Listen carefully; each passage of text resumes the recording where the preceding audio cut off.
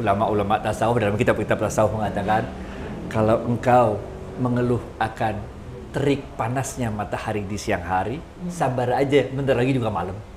Kalau engkau mengeluh akan dingin dan gelapnya malam, sabar aja, bentar lagi juga pagi. Kalau kita curcol terus, ngeluh terus, life goes on. Nggak ada yang berubah, man.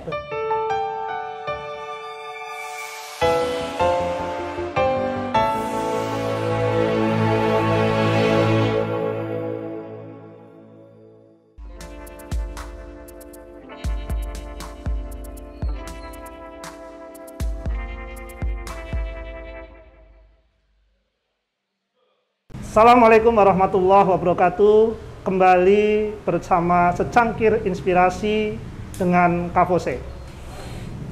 Brother, sister, om dan tante, pada kesempatan yang baik ini kita akan berdiskusi lagi. Kita akan ngobrol-ngobrol dengan Bang Adi terkait bagaimana kita membangun optimisme meraih rezeki di tengah situasi pandemi.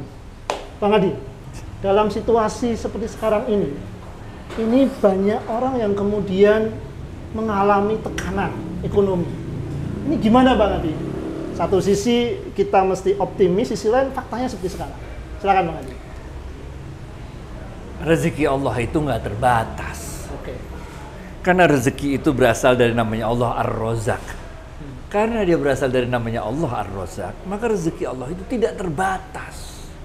Rezeki kita udah ditaker, nggak bakal ketuker. Nah, bener nggak? Sehingga sebenarnya kita ini rezeki itu kayak kita pergi ini loh, kawinan. Makanan kan prasmanan tuh, bener nggak? Mau makan apa juga ada, mau ngambil 2 kali juga boleh, bener nggak? Tapi kalau kita cuma duduk doang, nggak mau ngambil makanan, ya nggak dapat makan. Bener nggak? Tapi kalau kita ikutan mau ngambil makanan, walaupun ada antriannya, ya kita harus sabar. Bener gak? Jadi nyari rezeki itu pertama harus usaha. Jangan duduk doang, usaha. Bener gak? Waktu usaha harus sabar. Nggak mesti ngantri. Bener gak? Sabar itu berasal dari namanya Allah As-Sabur. Karena itu maka sabar juga tidak terbatas. Bener gak? Bahwa kita udah antri panjang nih. Bener gak? Kita mau ngambil sate padang misalnya. Atau martabak. Bener gak? Pas giliran kita habis sate padangnya, habis martabaknya. Kita bersyukur aja lah. Bener gak? Jangan lihat apa yang belum ada di piring kita, tapi kita lihat apa yang udah ada di piring kita. Kan masih banyak makanan yang lain. Cari lagi yang lain, bener gak? Nah, karena syukur ini juga berasal dari namanya Allah Asy-Syakur, maka syukur juga tidak terbatas. Jadi gitu aja udah deh. Pertama lu usaha, lu sabar, lu syukur. Bener gak? Yakin bahwa rezeki itu udah ditaker, gak bakal ketuker. Oke Bang, tadi ada sabar dan syukur dari Bang Adi tadi.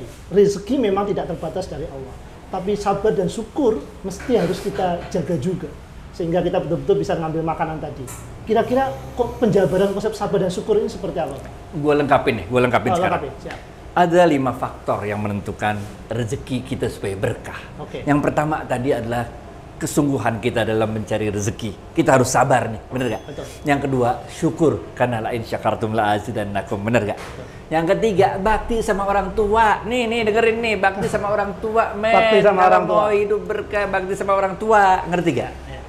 Karena keredoan Allah itu terletak pada keredoan orang tua kita. Orang tua kita menyayangi kita, bener gak? Kalau orang tua kita nggak sayang sama kita, kagak jadi lahir, men. Aborsi. Bener gak? Betul. Kita lahir juga ada perjuangan tuh Bang. Nah, orang tua main bakti. Nomor 4, silaturahim. Karena Rasulullah SAW mengatakan silaturahim itu akan memperpanjang umur dan memperbanyak rezeki.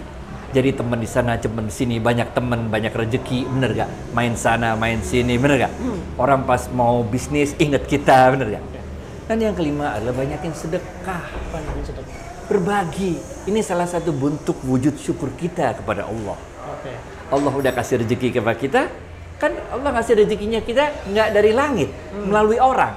Ya kita kasih lagi ke orang lain, bener nggak? Itu sebabnya di Indonesia ada konsep terima kasih. Kalau lu mau terima, lu mesti ngasih, bener nggak? Jangan terima doang. Terima doang, lu coba aja makan tapi nggak keluar. Coba sakit perut nggak? Ke dokter men lu. Betul. Jadi selain syukur dan sabar, mesti bakti sama orang tua dan silaturahim. Ada ini nggak Bang? Apa namanya? Pengalaman pengalaman di Bang Adi, itu bakti sama orang tua itu, kekuatan bakti sama orang tua itu yang seperti apa tuh Bang? Ampun kalau itu deh. Tunjukin ke saya, siapa orang yang sukses di dunia ini yang nggak bakti sama orang tuanya? Nggak ada. Semua orang yang sukses di dunia ini, mereka adalah orang yang bakti sama orang tuanya. Dengan satu dan lain hal. Bahkan pemimpin-pemimpin besar dunia, itu ketika orang tuanya meninggal dunia, biasanya dia kehilangan separuh dari jiwanya. Oke. Kita lihatlah, bahkan pemimpin bangsa kita lah, ketika orang tuanya meninggal, mereka kayak kehilangan separuh dari semangatnya, bener gak? Jadi bakti sama orang tua luar biasa.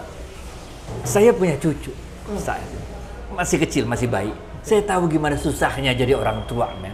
Dulu mah pernah punya anak, tapi udah lama, bener gak? Sekarang anak udah, sekarang punya cucu. Sekarang kita tahu bagaimana susahnya kita ngurusin anak kecil itu. Dan kita bisa kayak begini, kayak orang tua kita. Bayarin kita sekolah, bayarin kita kuliah, bener gak? Lahirnya susah. Mau kawin kita senang, orang tua juga penting, mesti bayarin kita kawinan, bener gak? Iya. Bakti sama orang tua deh. Oke Bang, berarti tadi mesti harus usaha, mesti sabar, dan mesti syukur gitu.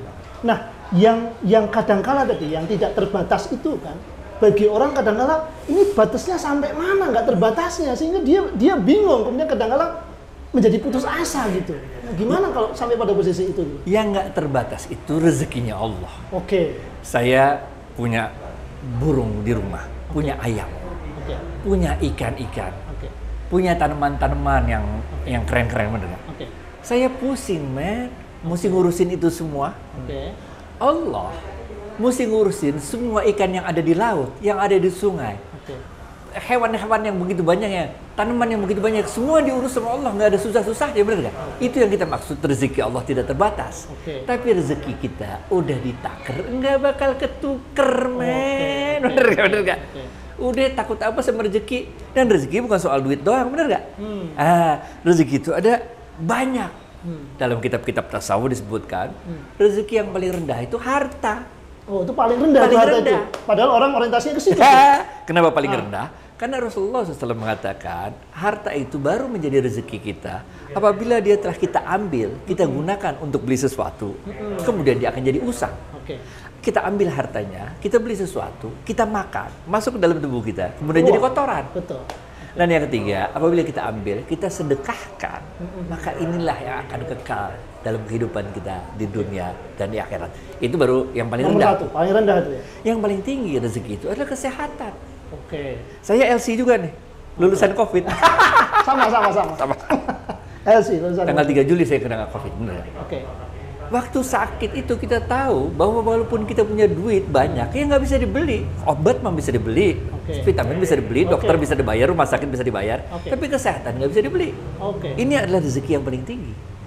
Rezeki yang paling utama, nomor tiga adalah anak yang soleh-solehah.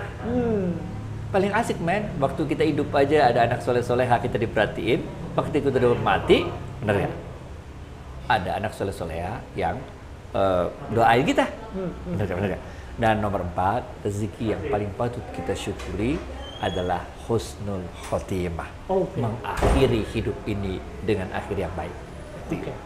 Jadi sebenarnya yang selama ini orang fikir rezeki itu hanya harta, itu tingkatan paling bawah.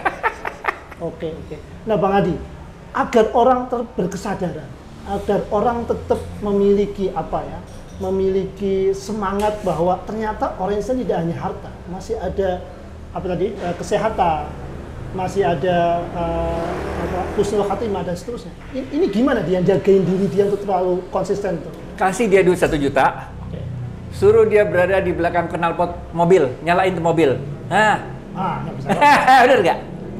Baru kita sadar bahwa oksigen yang bersih ini adalah rezeki yang luar biasa. Lu pegang duit 1 juta, tapi lu di belakang knalpot mobil, bener gak? Duit 1 juta ini jadi beban, bener gak? Gimana caranya supaya simple, bos. Lu kasih 10 juta, tapi lu mesti masuk rumah sakit. Apa artinya 10 jutanya kalau kita cuma begini doang, bener gak? Pesan terakhir Bang Adi. Jadi untuk optimis tetap di tengah situasi seperti sekarang, apa yang Bang Adi sampaikan kepada?